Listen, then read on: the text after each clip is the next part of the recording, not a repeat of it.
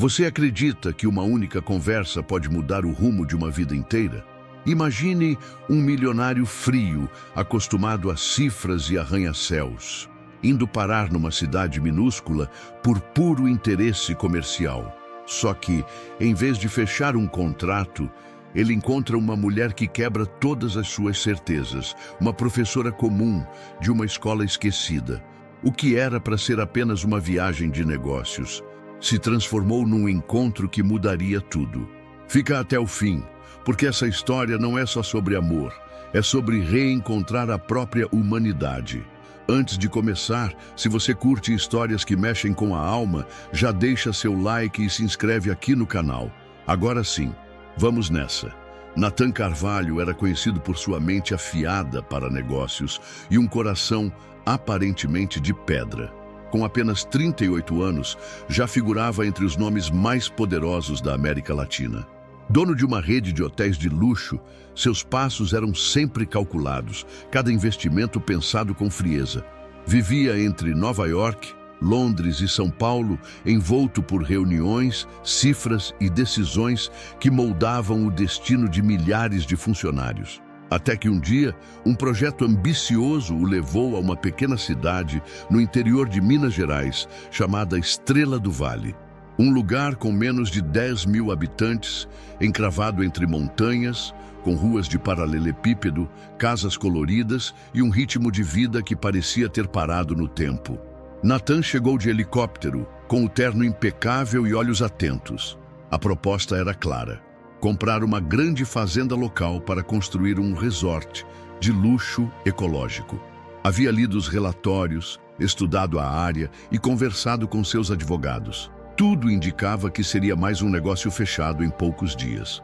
Mas ele não contava com ela. Isabela Dias era professora de literatura na única escola pública da cidade. Tinha 33 anos, um olhar sereno e uma voz que parecia conter séculos de histórias. Crescera em Estrela do Vale, conhecia cada canto, cada família e, mais importante, amava profundamente aquele lugar.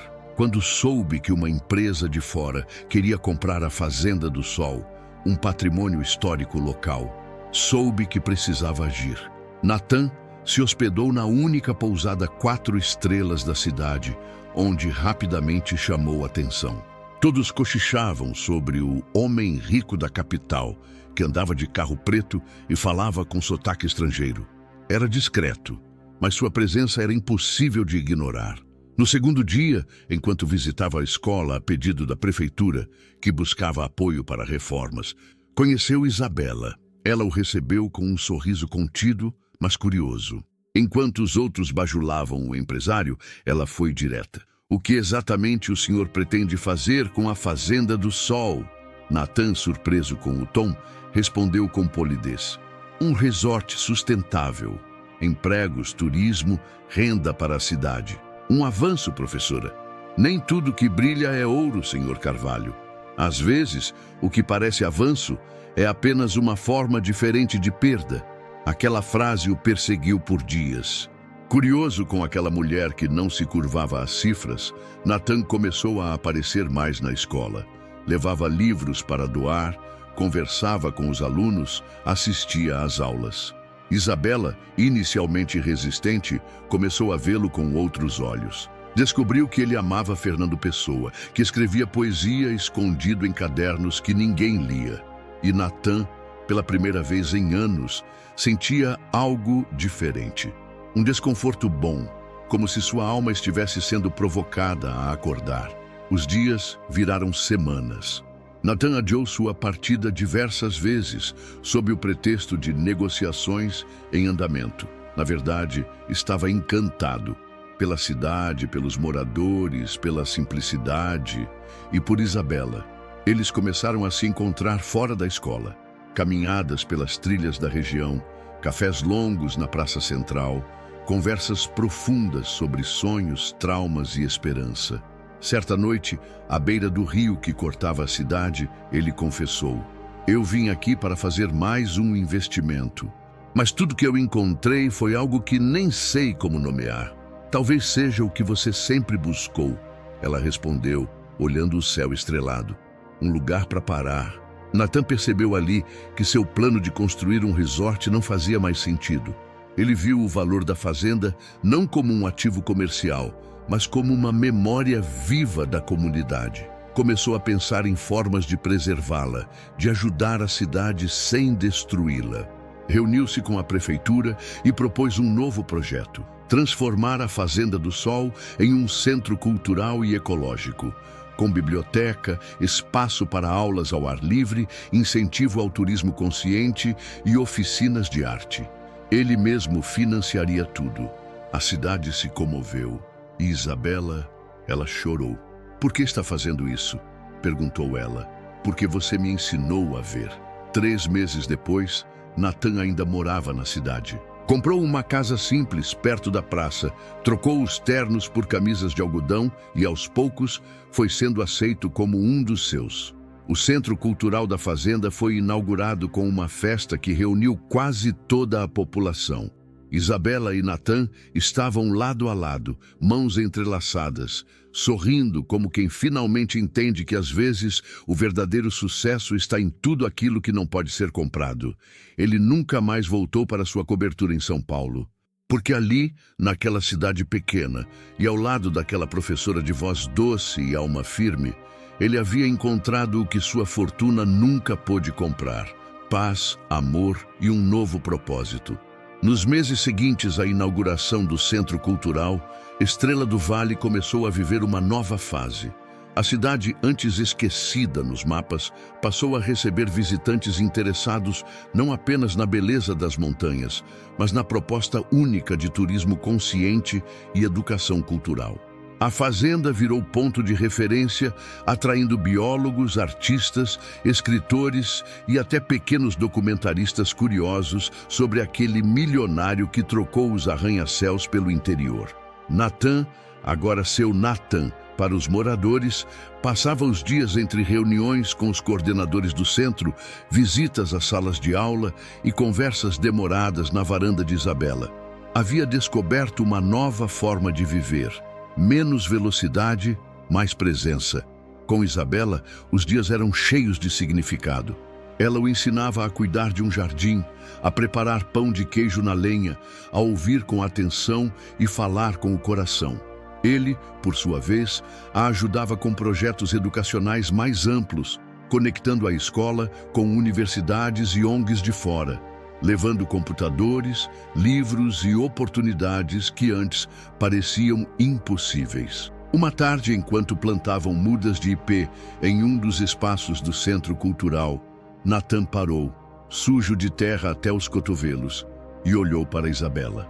"Nunca pensei que minha vida faria sentido fora de uma sala de reuniões", disse ele. "Às vezes, a gente precisa se perder para se encontrar, e você só estava perdido demais em números. E você me encontrou." Isabela sorriu, mas com os olhos brilhando como quem já sabia disso desde o início. O que poucos sabiam era que Nathan havia escrito um livro. Durante aquelas primeiras semanas em Estrela do Vale, ele anotava pensamentos soltos, memórias da infância, reflexões sobre o poder, a pressa, a solidão. E ao lado de Isabela, esse livro encontrou forma. O Homem que Esqueceu de Viver foi lançado de forma discreta, com capa simples e sem assinatura oficial. Em poucos meses, virou fenômeno nas redes sociais e foi descoberto por um editor famoso em São Paulo. Ao saber da origem, o editor viajou até Estrela do Vale para implorar por uma nova tiragem. Natan concordou, mas com uma condição: que toda a renda fosse revertida para projetos de educação no interior do país. A notícia correu. O nome de Estrela do Vale se espalhou pelo Brasil.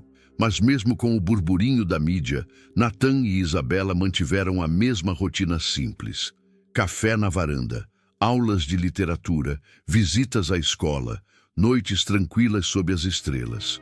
Foi numa dessas noites que Natan, depois de um jantar preparado por ele mesmo, com a ajuda de um vídeo de culinária e muitos erros engraçados, pegou uma caixinha de madeira e ajoelhou-se diante dela, com os olhos mais humanos que jamais teve. "Eu vim a essa cidade procurando lucro, mas encontrei amor, propósito, vida. Você não só mudou meus planos, você me devolveu a mim mesmo. Isabela, quer casar comigo? Ela demorou a responder. Não porque tivesse dúvidas, mas porque chorava. E ele pela primeira vez em muito tempo também. Sim, Natan, 1000 vezes sim. O casamento foi realizado meses depois na mesma Fazenda do Sol. Simples, com flores do campo, quitutes preparados pelas vizinhas, crianças correndo, músicas tocadas por ex-alunos de Isabela. A cidade inteira participou, e quando os votos foram ditos, não havia um só olhar seco. A cerimônia foi encerrada com um pôr do sol inesquecível, tingindo de laranja e dourado as montanhas ao redor. Natan segurava Isabela pela cintura enquanto dançavam lentamente. E naquele momento, sem helicópteros, sem ternos de grife, sem investidores ou jornalistas, ele finalmente entendeu o valor das coisas invisíveis. Não havia retorno financeiro capaz de superar aquilo.